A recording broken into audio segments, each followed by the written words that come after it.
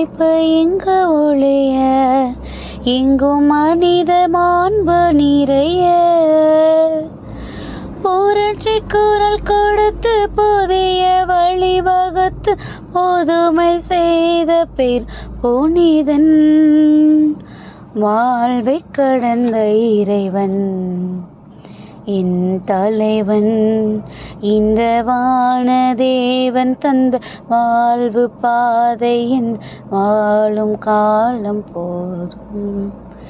இந்த வானதேவன் தந்த வாழ்வு பாதை எந்த வாழும் காலம் போதும்.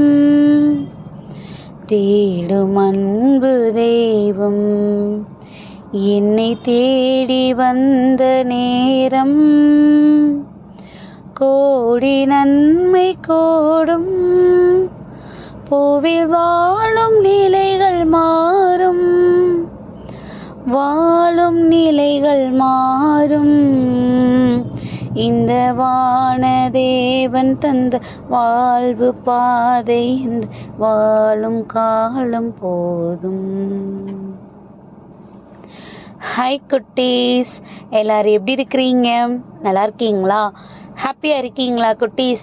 நம்மளுடைய வானக தேவன் நமக்காக இந்த உலகத்தில் ஒரு அருமையான வாழ்வு அமைச்சு கொடுத்துருக்குறாங்க, அப்படி தானே குட்டீஸ்? அதை அவருடைய உடனிருப்போடு நம்ம வாழணும்னு முடிவு எடுத்துட்டோம் அப்படின்னா அதில் எவ்வளோ சோர்வுகள் எவ்வளோ போராட்டங்கள் வந்தாலும் கூட நமக்கு எப்பயுமே நிறைவும் சந்தோஷமும் தான் குட்டீஸ் இருக்கும். இன்றைக்கி பார்த்தீங்கன்னா ரொம்ப ஒரு அருமையான ஒரு வசனம். இன்னைக்கு நமக்கு மறைவுரையாக கொடுக்கப்பட்ட வசனமும் கூட இது ரிலேட்டடாக தான். ஆனால் நம்ம இந்த வசனத்தை பார்த்துருவோம். யோவான் 13:34 படியாம், நான் உங்களுக்கு ஒரு புதிய கட்டளையை கொடுக்கிறேன், ஒருவரில் ஒருவர் அன்பாய் இருங்கள். நான் உங்களில் அன்பாய் இருந்தது போல நீங்களும் ஒருவரில் ஒருவர் அன்பாய் இருக்க வேண்டும்.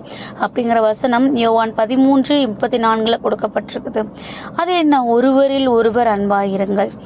அது எப்படி அன்பாக இருக்கணும்னு சொல்கிறாங்க? நான் உங்களில் அன்பாக இருந்தது போல் நீங்களும் ஒருவரில் ஒருவர் அன்பாக இருங்கள்னு சொல்லியிருக்கிறாங்க. கண்டிப்பாக நம்ம எல்லாருக்கும், ஏன் நம்ம கிறிஸ்துவை பற்றி கொஞ்சம் தெரிஞ்சவங்களுக்கு கூட அவர் எந்த அளவுக்கு நம்ம மேலே அன்பாக இருந்தார், இப்போ வரைக்கும் இருக்கிறாரு, தமக்காக நம்ம உயிரையே கொடுக்கறதுக்கு கூட துணிகரமான அன்பு தான் ஏசப்பா நம்ம மேலே வச்சிருந்த அன்பு. ஸோ அப்படிப்பட்ட அவருடைய அன்பை போல நம்ம ஒருவர் மற்றவரிடத்துல அன்பாக இருக்கணும்னு இந்த வசனத்தில் கொடுக்கப்பட்டிருக்குது குட்டீஸ்.